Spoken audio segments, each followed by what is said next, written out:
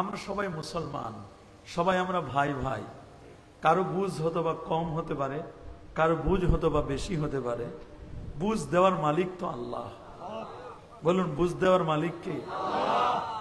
এজন্য আমি অনুরোধ করব, যে যেখানে আছেন একটু সময়ের জন্য বসে যান। আমরা ইনশাআল্লাহ দিনই কিছু আলোচনা শুনব। আমাদের দলিল হবে কোরআন, সুন্নাহ, ইজমা এবং কিয়াসের আলোকে। আমরা কখনো চাপার জোরে, গালির জোরে কাউকে কখনো আমরা কটাক্ষ করব না। রাসূলুল্লাহ বলেন, সিবাবুল মুসলিমে ফুসুকুন। কোন মুসলমানকে গালি দেওয়া এটা ফাসিকি। বলেন, কোন মুসলমানকে গালি দেওয়া কি? সিবাবুল মুসলিমে ফুসুক। মুসলমানকে গালি দেওয়া কি? পাপাচার, ফাসিক। আলেম তো পরের কথা, কোন মুসলমানকে গালি দেওয়া কি?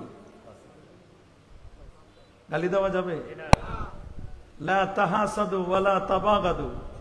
কোন মুসলমানের সাথে হিংসাও করা যাবে না, বিদ্বেষও করা যাবে না। যাবে নাকি? রাসূল বলেন, ইয়াকুম ওয়াল হাসাদ। তোমরা হিংসা থেকে বেঁচে থাকো, কারণ ফাইন্নাল হাসাদা ইয়াকুলুল হাসানাত কামা তাকুলুন নারুল হাতাব।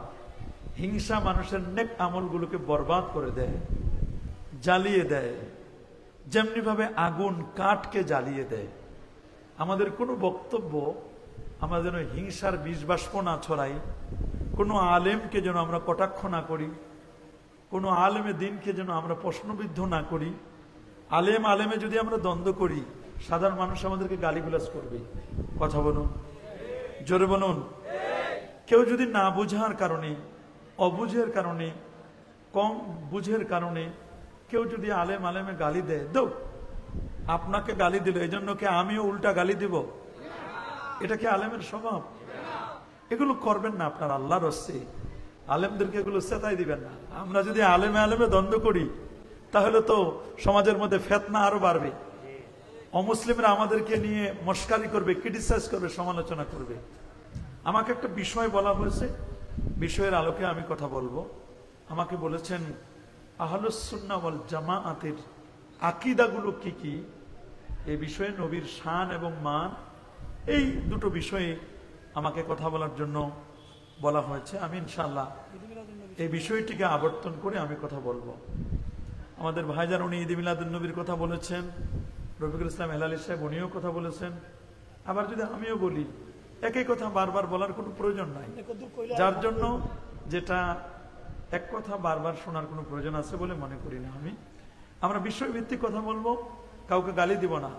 আমাদের দলিল হবে কোরআন, সুন্নাহ, ইজমা, কিয়াস। বলুন না, কোরআন মাজিদ, সুন্নাতুর রাসূল, ইজমাউল উম্মাহ, কিয়াসুল মুস্তাহিদিন। চারটির আলোকে আমরা কথা বলবো ইনশাআল্লাহ। বলুন, আসুন তাহলে আমরা মূল আলোচনার দিকে প্রবেশ করি। প্রিয় সুধী, আপনারা সকলে অবগত আছেন, বর্তমান যে যুগটি, এটি একটি প্রযুক্তি বিজ্ঞান, computer, internet, mobile, telephone, telegram, telescope ও ডিজিটালের যুগ। এ যুগের মানুষ অত্যন্ত সচেতন, নানা মনের, নানা চিন্তার, নানা দৃষ্টিভঙ্গির মানুষ এই পৃথিবীতে বাস করছে। আজ যে পৃথিবীতে বসা, এই পৃথিবীর বয়স হলো 455 কোটি বছর। 455 কোটি বছর ধরে পৃথিবী চলছে। 51,01,0500 বর্গ কিলোমিটারের বিশাল এই পৃথিবী। এই পৃথিবীতে 809 কোটি মানুষের বাস। 450 কোটি হচ্ছে মুসলমান। 232টির মতো দেশ, 59টি হচ্ছে মুসলিম দেশ।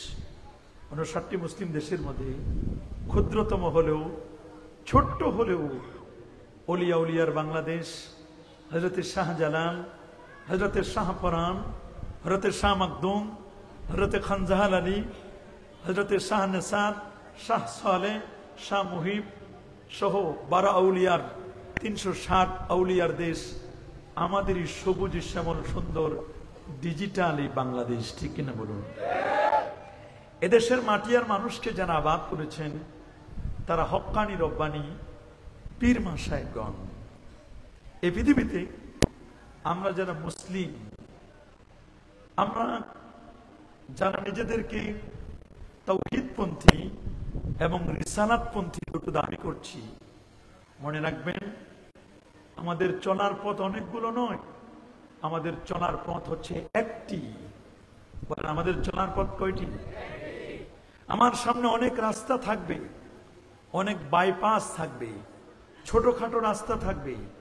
আমি ছোট রাস্তায় চলবো না, আমি চলবো শারে আল আম, মহাসড়কে, যে সড়কটি ডাইরেক্ট আল্লাহ পাকের জান্নাত পর্যন্ত পৌঁছে গেছে, যেখানে কোনো উঁচু নিচু নেই, খাল খাপচা নেই, যেখানে নেই কোনো বাড়াবাড়ি, নেই কোনো শিথিলতা, যেটি বাইনাল ইফরাত ওয়াত তাফরিদ, বাইনাত তাশবিহ ওয়াত তা'তিল, বাইনাল আকল ওয়াল মাহাব্বত, যেখানে শুধু বুদ্ধিভিত্তিক নয় আবার মহব্বতও নয়, যেখানে চরম বাড়াবাড়ি নয়, চরম শিথিলতা নয়, যেখানে মুজাসসিমা নেই, মুসাব্বিহা নেই, যেখানে মুআত্তিলা নেই, যেখানে আছে মিডিয়াম পন্থা, খায়রুল উমুরি আওসাতুহা, মধ্যম পন্থা, সে পথটির নাম হলো সিরাত মুস্তাকিম, সে পথটির নাম হলো সোজা পথ।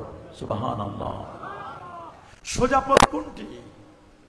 এই সোজা পথটি বের করা কিছু মানুষের জন্য বড় কঠিন হয়ে গেছে। সহজ পথটিকে, সরল পথটিকে অনেকে গরল করে ফেলেছে।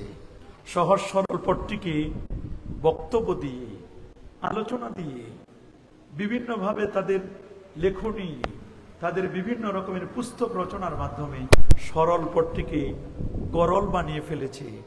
আমরা চাই সরল পথের দিশারি যারা, তারা যেন গরল নামক বিষ খেয়ে নিজের জীবনকে যেন বিপন্ন না করে, নিজের জীবনকে যেন নষ্ট করে না দেয়। আমরা যেন মানুষদেরকে নেক নিয়তে, ইসলাহের নিয়তে, মানুষদেরকে সঠিক করার নিয়তে, তাসকিয়া করার নিয়তে, তাদের হৃদয়গুলো যে পচে গেছে, পচা হৃদয়গুলোকে আমরা যেন ক্লিন করে, ক্রিস্টাল ক্লিয়ার স্বচ্ছ কাচের মতো আয়না করে তাদের দেলগুলোতে যেন ভালো কিছু প্রবেশ করতে পারি, ভালো কিছু আমরা দিতে পারি। এই উদ্দেশ্যে আমাদের বক্তব্য। আমাদের নিয়তকে বিশুদ্ধ করতে হবে, কাউকে কটাক্ষ করার উদ্দেশ্যে নয়, কাউকে হেয় প্রতিপন্ন করার উদ্দেশ্য নয়। আমরা যে কথাগুলো বলবো আমাদের নেক নিয়ত থাকবে। রাসূল বলেন ইন্নামাল আমালু বিন্নিয়াত, প্রত্যেকটি কাজের ফলাফল তার নিয়তের উপর। নিয়াতুল মুমিন খায়রুম মিন আমালি, মুমিনের নিয়ত তার আমলের চেয়েও উত্তম। আল্লাহু আকবার বলেন। মুমিনের নিয়ত তার আমলের চেয়েও কি? নিয়াতুল মুমিন খায়রুম মিন আমালি। শুধু তাই নয়, আল্লামা ইবনু নুজাইম হানাফি আল মিসরি তিনি তার আল আশবা ওয়ান নাযাইর কিতাবের মধ্যে বলেছেন আল উমুরু বিমাকাসিদিহা, প্রত্যেকটি কাজ ডিপেন্ড করবে তার নিয়তের উপর, তার ইন্টেনশন, তার অভিপ্রায়, তার ইচ্ছার উপর, তার নিয়তের উপর। আল্লাহু আকবার বলেন। যে যেমন নিয়ত করবে তার নিয়ত গুণে সে সেই রকম কি বরকত পাবে। নিঃসন্দেহে একটি মুবাহ কাজ, একটি বৈধ কাজ। ইমাম নববী রহমতুল্লাহ আলাই যেন ব্যক্তি নয়, একজন বড় মাপের মুজতাহিদ আলেম ইমাম নববী অল্প বছর হায়াত পেয়েছিলেন। 19 বছর পর্যন্ত বিছানায় ঘুমান না ইমাম নববী রহমতুল্লাহ আলাই। আল্লাহু আকবার বলেন। 19 বছর পর্যন্ত বিছানায় ঘুমান নাই। উনি বসে বসে যতটুকু রেস্ট নিয়েছেন, 40-45 এরকম 40-45 বছরের তার বায়োগ্রাফি জীবনীতে কত কিতাব লিখে গেলেন, অবাক করার মতো। ইমাম নববী রহমতুল্লাহ আলাই তিনি শারহে নববী, ইমাম মুসলিমের সরা লিখেছেন, সহিহ মুসলিমের সরাটি লিখেছেন। সেখানে লিখছেন ইন্নাল মুবাহাত, নিশ্চয় মুবাহ কাজ, বৈধ কাজ। কি কাজ? ইন্নাল মুবাহাত, যত বৈধ কাজ আছে, যত কি কাজ আছে, কথা বলেন না। যেমন ভাত খাওয়া, এটা বৈধ না? কথা বলেন না। খাওয়া কি? স্ত্রী ব্যবহার করা, এটা বৈধ না? যদি আপনি বিয়ে করেন, স্ত্রী ব্যবহার করা বৈধ না? এরকম পৃথিবীতে যত মুবাহ, যত বৈধ কাজ আছে, যত কি, উনি বলেছেন ইন্নাল মুবাহাত, যত বৈধ কাজ আছে, তাসিরুত তাআত, তাসিরু মানে হবে, তাআত মানে নেক, ইবাদত হবে, নেকে পরিণত হবে। কেন? বিনিয়াতি সালিহাতি ওয়াস সাদিকাত, নেক নিয়তের কারণে, ভালো নিয়তের কারণে বৈধ কাজটা এটাও ইবাদত হয়ে যায়। বলেন না, নেক নিয়তের কারণে বৈধ কাজটা কি হয়ে যায়? আপনারা কি মূলনীতিটা বুঝেছেন নাকি খালি ফাল মারবো? ফাল মারার তো চিন্তা নাই, ফাল মারবেন না, আপনি নিয়ত করবেন, আপনি ভালো করে বুঝে নেন। ইমাম নববী বলেছেন, আমরা তো আর ইমাম নববীর চেয়ে বড় আলেম না। কি বলেন? ইমাম নববীর চেয়ে বড় আলেম? ইমাম নববীর কিতাব পড়ে আমরা আমাদের দেশের আলেমরা আলেম হয়, কথা বলেন। তিনি বলেছেন, ইন্নাল মুবাহাত, নিশ্চয় বৈধ কাজসমূহ, তাসিরুত তাআত, তাসিরুত এটা তাআ হবে, নেকি হবে, সুবহানাল্লাহ বলেন, এটা ভালো হবে, বিনিয়াতিস সালিহাত, নেক নিয়তের কারণে। কিসের কারণে? ও সাদিকাত, সত্য নিয়তের কারণে। মনে করেন একটা পানি খাওয়া, এটা বৈধ না? বলেন না। আপেল খাওয়া মুবাহ, বৈধ। ভাত খাওয়া, খেজুর খাওয়া। এখন যদি আপনি খেজুরটা খাওয়ার সময় নিয়ত করেন যে এই খেজুরটা যে আমি খাচ্ছি, এখান থেকে যে ক্যালোরি হবে, শক্তি হবে, এই শক্তি দিয়ে আমি তাহাজ্জুদের নামাজ পড়ব। এখানে এই খেজুর খাওয়ার কারণে, পানি খাওয়ার কারণে যদি কোনো শক্তি হয়, তাহলে এই শক্তি দিয়ে যদি কখনো জিহাদ লা হয়, তাহলে জিহাদে আমি কাফেরদের বিরুদ্ধে যুদ্ধ করব। কাফেরদের বিরুদ্ধে কি করব? এই নিয়তে যদি আপনি কিছু বৈধ জিনিস খান, খাওয়াটা বৈধ, কিন্তু এই নেক নিয়তের কারণে আল্লাহ তাআলা আপনাকে ইবাদত দিয়ে দিবেন, সওয়াব দিয়ে দিবেন। সুবহানাল্লাহ বলেন, আল্লাহু আকবার বলেন, আরো জোরে আল্লাহু আকবার।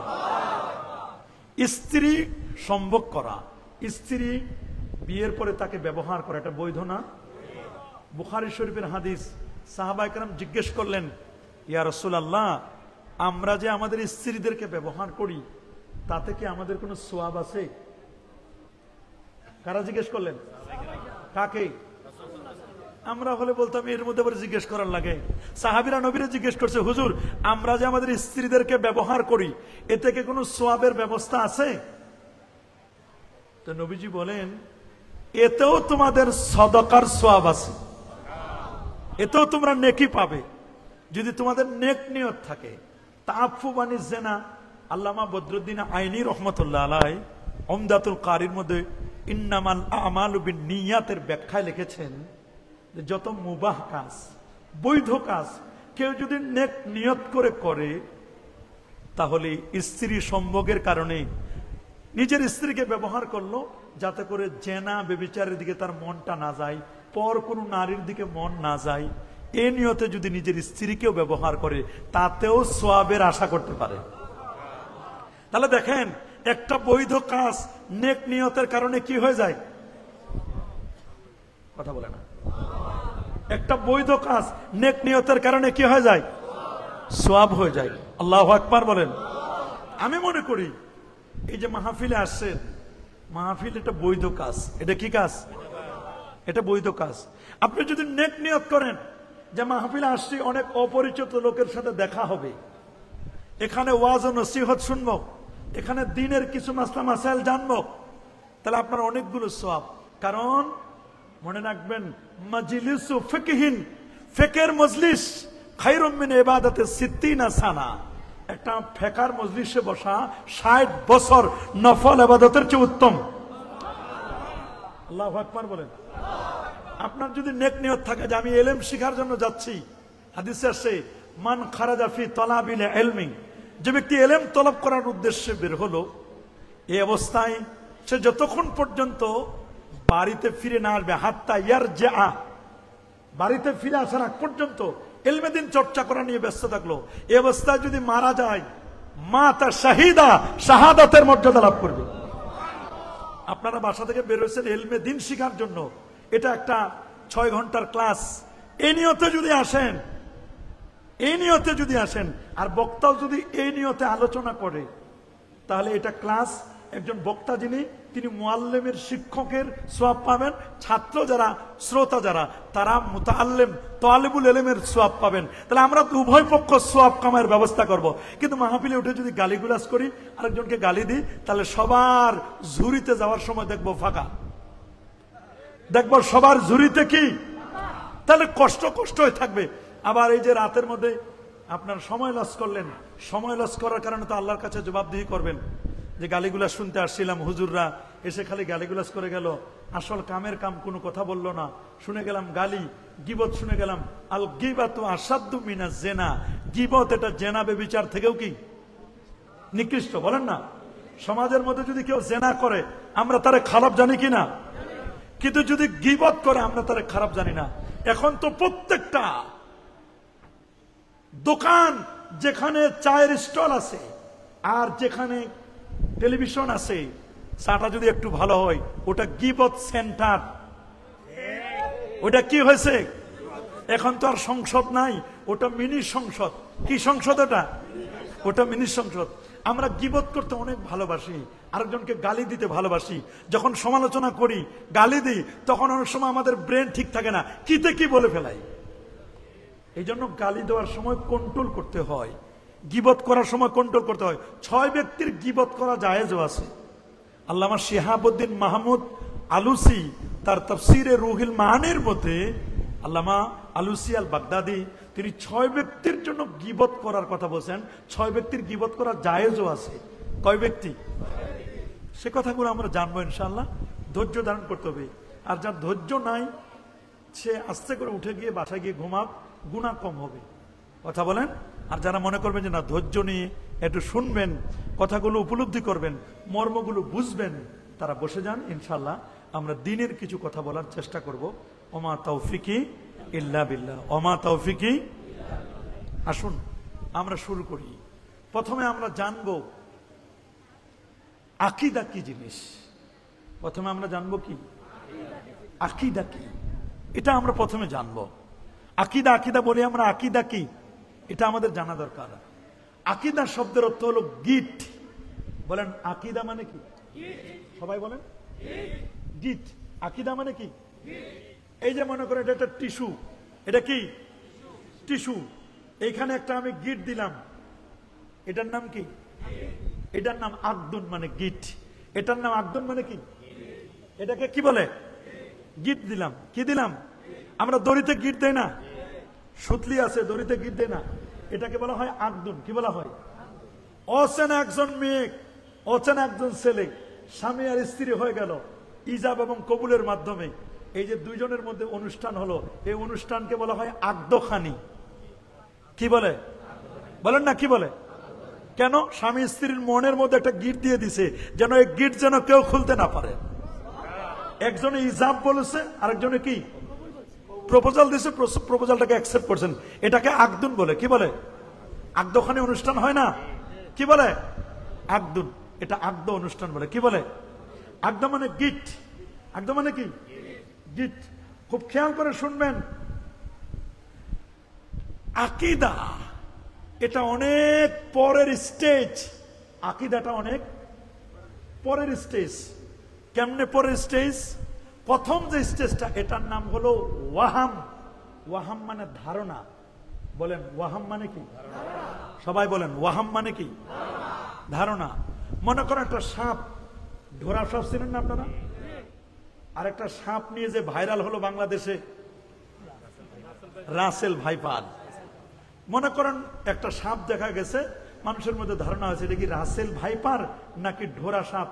এটা ওয়াহাম হয়ে গেছে, কনফিউশন হয়ে গেছে। এটাকে বলে ওয়াহাম। কি বলা হয়? বলেন কি? আরেকটা ভালো করে বুঝাই দিই। সৌদি আরবে একটা প্রাণী পাওয়া যায়, এটাকে আরবিতে হাদিসের ভাষা বলা হয় দব। কি বলে? দব মানে ষান্ডা। বলেন দব মানে কি? খেয়াল করে শুনেন যান। দব মানে কি বুঝতেছেন? দব মানে কি? হানাফি মাযহাব মতে দব খাওয়া এটা মাকরুহে তাহরিমি, আকরাবুল আল হারাম, হারামের কাছাকাছি। সৌদির কফিল যারা বা সৌদি আরবে হাম্বলি মাযহাব অনুযায়ী ওরা ওটাকে খায়। দব খাওয়া এটা আমাদের মাযহাবে হারাম, আমাদের মাযহাবে কি? অন্য 3 ইমামের মতে ওরা বলছেন জায়েজ। অন্যান্য ইমামরা বলছেন কি দবটা দেখতে আমাদের দেশের গুই সাপের মতো। কিসের মতো? গুই সাপ তো হারাম। গুই সাপ কি? গুই সাপ আর দব এক না। বলেন গুই সাপ আর দব এক না। বলেন গুই সাপ আর দব কি এক?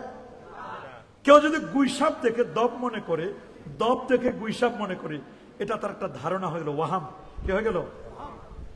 এই ধারণা থেকে একটু পরিবর্তন হয়ে যখন বলল যে না এটা গুই সাপই, এটা দব না, তখন এটার নাম হলো জন। কি হলো? জন মানে ধারণা। জন মানে কি? ধারণা করা, আইডিয়া করা। জনটা যদি আপনি একটু বেশি হয়, এটার নাম হবে জন্নে গালেব।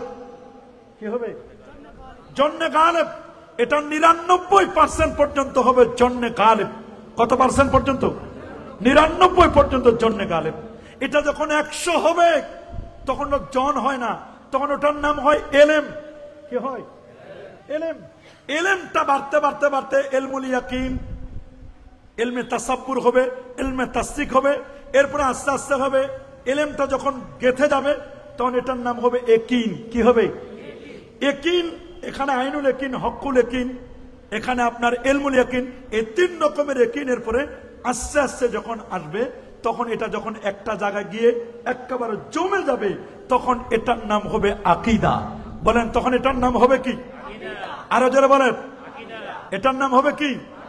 তাহলে অনেকগুলো স্টেজ পার হয়ে আপনাকে আকীদা আসতে হবে। আকীদার বিষয়টা বোঝার জন্য আমরা 3টা উদাহরণ দিব। কয়টা? 3টা। এক, আপনারা বিল্ডিং বানান কিনা? আমার বেশি লোক লাগবে না, যদি 50 জন মানুষকে আমি বুঝাতে পারি আমার জন্য সফল। বেশি লোক আমি চাই না। আমার মাহফিলে যত কম লোক হয় আমি তত খুশি হই, কারণ আমার বেশি লোক তো বোঝানোর দরকার নাই। হই হই হই হই, রই রই রই রই, রাস্তাঘাটে একেবারে হইচই করবে, এইরকম ওয়াজ শোনানোর আমার কোনো প্রয়োজন মনে করি না। আমি যদি 50 জন মানুষকে বুঝাতে পারি আমি সফল। শেষে 10 জনকেও যদি বুঝাতে পারি আমি সফল। কিন্তু চিল্লাইয়া পাল্লাইয়া সব উল্টাই দিয়ে গেলাম, কামের কাম কিছু হলো না, আমার এটা দরকার নাই। আমি খুব সহজে আপনাদেরকে বুঝাতে চাচ্ছি। শিক্ষিত মানুষ আপনারা খুব ভালো করে বুঝবেন। আপনারা হাই রাইজ বিল্ডিং বানানোর জন্য সয়েল টেস্ট করেন কিনা? করেন? পাইলিং করেন কিনা? নিয়ম হলো পাইলিং করতে হয়, সয়েল টেস্ট করতে হয়। বিল্ডিং যত বড় হবে পাইলিং তত মজবুত হবে। বলেন বিল্ডিং যত, পাইলিং তত মজবুত হবে। খুব খেয়াল করে শুনবেন, বিল্ডিং যত বড় পাইলিং তত মজবুত। যদি আপনি বিল্ডিং হাই রাইজ বিল্ডিং বানাতে চান তাহলে পাইলিংটা মজবুত করতে হবে। পাইলিংটার নাম হলো আকীদা।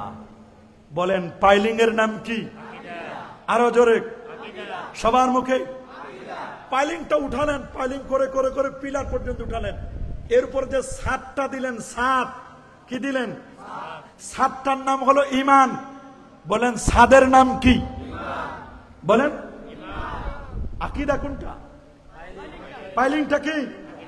পাইলিং যদি নরবর থরবর হয় বিল্ডিং টিকবে।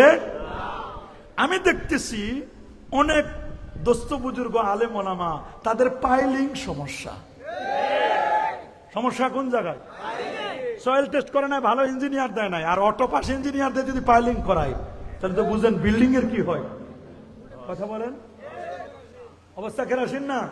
শুনছি বিল্ডিং এর ছাদ দিতে গিয়ে ইঞ্জিনিয়ার সব ভেঙে পড়ছে। ইঞ্জিনিয়ার সহ কি ব্রিজ নির্মাণ করতে গিয়ে ব্রিজে যেদিন ঢালাই দেবে লোহার রড সহ নিয়ে ভেঙে পড়ছে।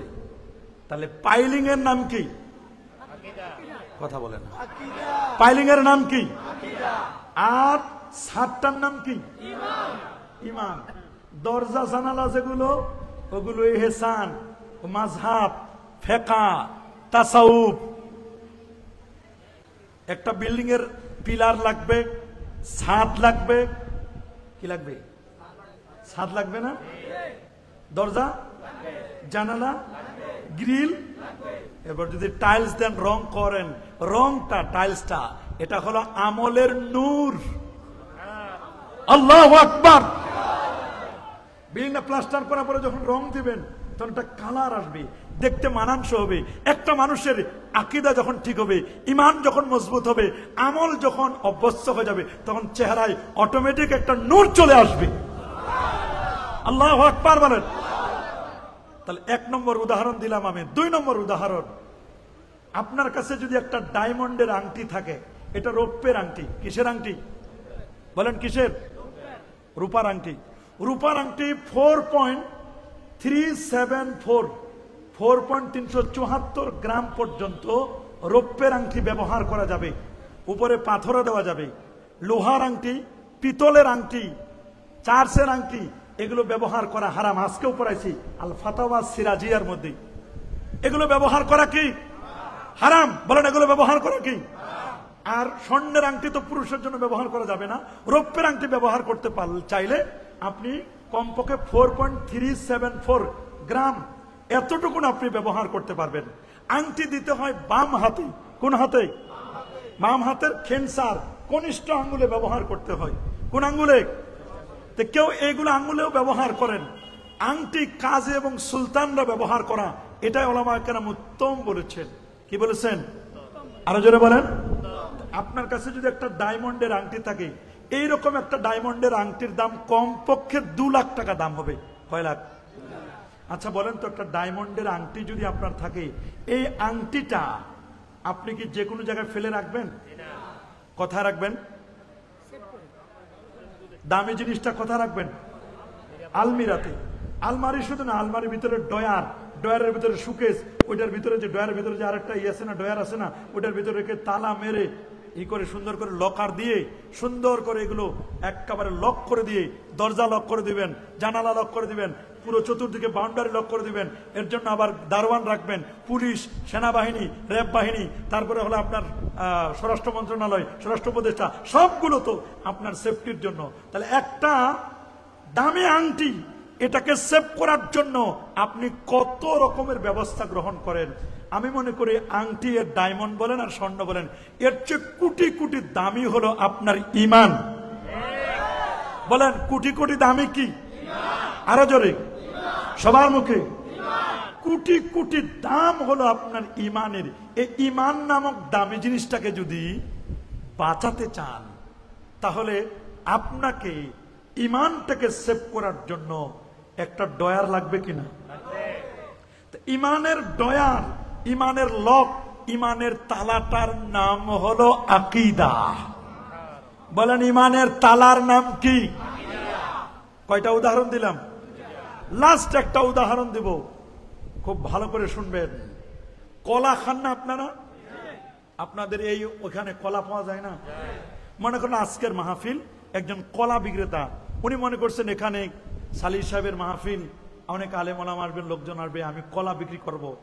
উনি যদি সুবিধা অনুযায়ী 2 সরি কলা নিয়ে আসে, তো কলার উপরে কি থাকে? আপনারা কি বলেন? শোকলা, চামড়া, চামড়া বলেন নাকি? কলার উপরে কি থাকে? চামড়া থাকে। ওই লোকটা যদি বুদ্ধিমান মনে করে যে না, কলার সোলা বা চাকলা বা চামড়া ছিলে নিয়ে আসে, যে মানুষ তো কলার চামড়াগুলো ছিলে ফেলে দিবে, খালি কলার ভিতরে মজ্জাটা খাবে, তা মানুষ কষ্ট করবে কেন? আমি নিজে একটু কলার চামড়াগুলো তুলে নিয়ে আসি। সবাই কলা বিক্রেতা যদি চামড়া তুলে নিয়ে এসে শুধু মজ্জাটা, গোস্তটা এনে যদি দেয়, নেন কলা নেন, কিনেন, আপনারা কি একজনও তার কলা কিনবেন? কেন? এই লোকটা কি অন্যায়টা করলো? আপনার তো সময় বাঁচালো। আপনি তো কলার উপরে ছোকলাটা, চামড়াটা তো খুলে ফেলে দিবেন। তো ওই লোকটা আপনার এই চামড়াটা ফেলে নিয়ে আসছে, খালি কিনবেন আর মুখে ঢুকাবেন। বলেন, কিনবেন আর? কেউ কি কিনবেন? কেন? কলার যে গোস্তটা, মজ্জাটা, এই মজ্জাটার নাম হলো ঈমান। মজাটার নাম কি? আর উপরের যে চোকলাটা, সোবলাটা, চামড়াটা, এইটার নাম আকীদা। বলেন, এটার নাম কি? চামড়া ছাড়া যেমন কেউ কলা কিনে না, যার আকীদার মধ্যে সালাফিয়াত ঢুকেছে, ওয়াহাবিয়াত ঢুকছে, আমরা মনে করি তাদের কোন রকমের কলা, কথা যত দামি হোক, বক্তব্য যত সুন্দর হোক, যত নিজেদেরকে দাবি করুক, ইসলাহি বয়ান, এই বয়ান, এই বয়ান, বয়ান যত দামি কায়দায় দোক না কেন, কলাটা যত দামি হোক, সবরি কলা হোক আর সাগর কলা হোক আর নদী কলা হোক, যেই কলাই হোক না কেন, মনে রাখবেন উপরের চামড়া যদি না থাকে ওই কলার কোনো দাম নাই। কারণ চামড়াটা যখন খুলে নিয়েছেন তখনই চামড়া খোলার সাথে সাথে ময়লা, আবর্জনা, ধুলা, বালি কলার ওই মজ্জার উপরে বসে পড়ে গেছে। কলাটাকে আবর্জনা দিয়ে, কলাটাকে দূষিত দিয়ে, জার্ম দিয়ে কলাটা নষ্ট হয়ে গেছে। ওই কলাটা খাইলে যেমন পেট খারাপ হবে, যে আলেম, যে বক্তা, যে দাঈল আল্লাহ, যে মুহাদ্দিস, যে মুফাসসির, যে শায়েখ, যে মুরব্বি, যে হুজুর, যত বড় হোক, যত টাইটেক, যত কিছু থাকুক, যদি